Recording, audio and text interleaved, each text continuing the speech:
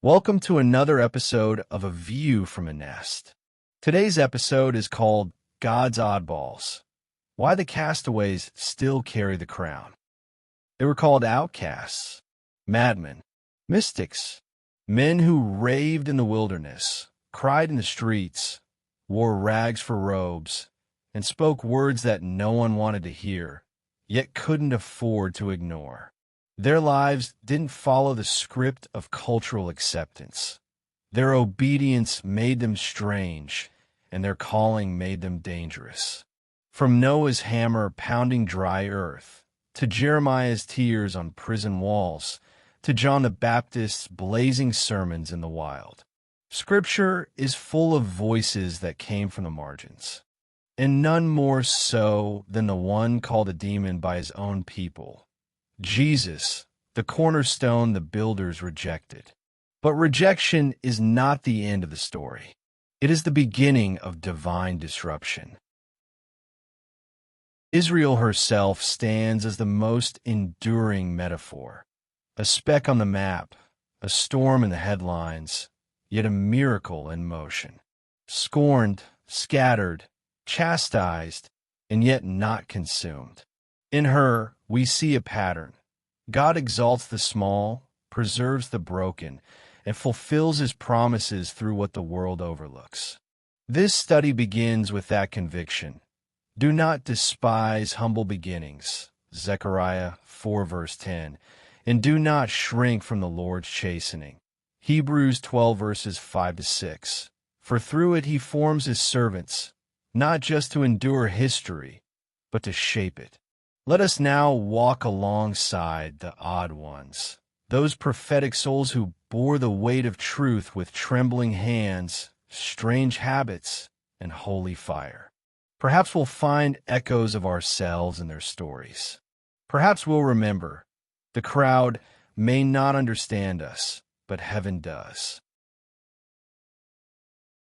God's oddballs, chosen, cast aside, and crowned. Most of us want to fit in, to be respected, relevant, and heard. But God doesn't build his kingdom on popularity polls.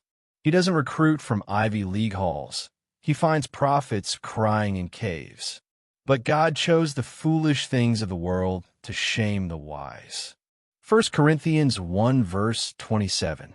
His chosen aren't always clean-shaven or eloquent.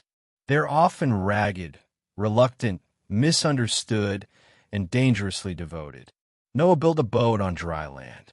Jeremiah cried through every sermon. Ezekiel lay in the dirt for months. Jonah ran, got swallowed, sulked, and still sparked revival.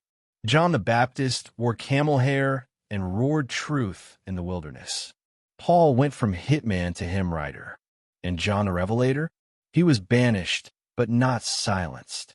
And Jesus, oh, Jesus, the stone they rejected turned cornerstone. Heaven's covert ops, agents of awakening. God's oddballs aren't just quirky characters. They're divine infiltrators.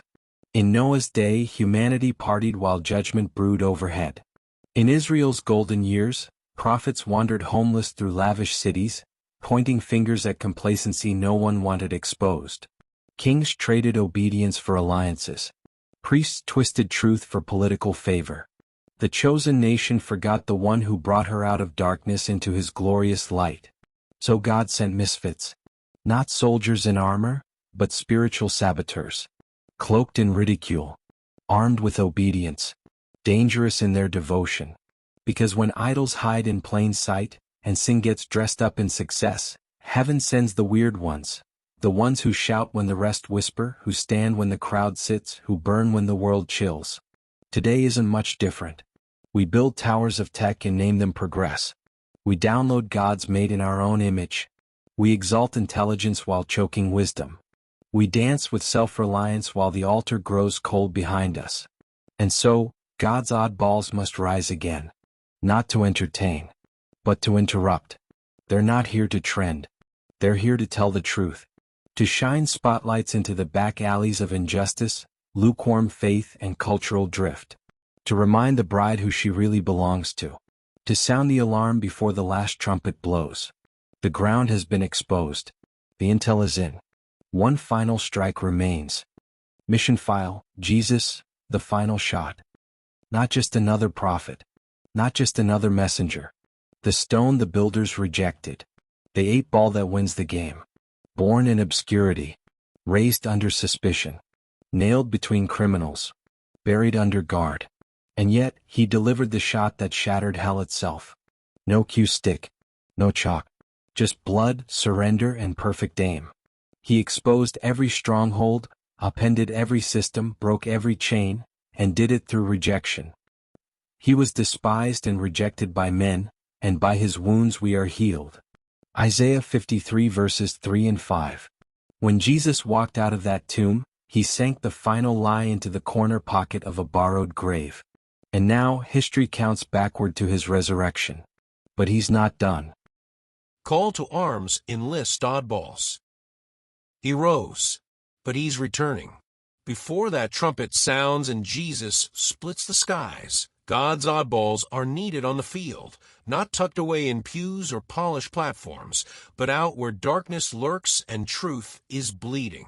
This is your enlistment, to plow up the fallow ground, to expose what's been hidden, to speak what others have muted, to prepare the way like Elijah, to burn with righteousness like Jeremiah, to roar like John, to strike like Paul, and to rise like Jesus. Let Babylon tremble. Let the saints awaken.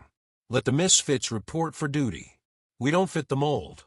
We were never meant to, because in God's game plan, the oddballs sink the final shot. This has been a view from the nest. Be sure to like and subscribe. For more insights on Scripture, fly on over to the Eagle's Nest at WordPress.com.